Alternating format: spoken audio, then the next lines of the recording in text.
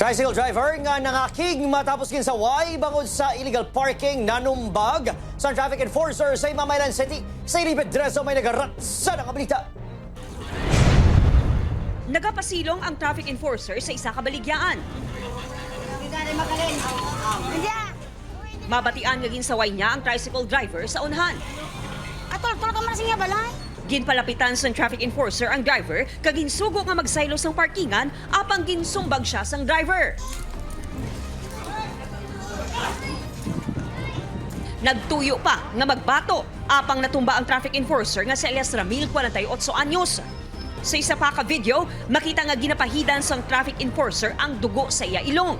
Kuha ang insidente sa Barangay 1, Himamaylan City. Ugat sang komusyon ang issue sang illegal parking. May area dira nga gin prepared namon nga hindi pwede parkingan bisan ano nga salakyan, bawal lang ang parking.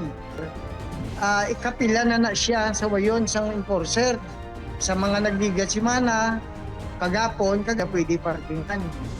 Sabat niya pa sa ako yung enforcer pati ano mo dira ako maparking haw. Preso na ang tricycle driver nga wala ginhingadlan sa otoridad. Nagapangatubang inis ng reklamo nga direct assault against person in authority kag physical injury.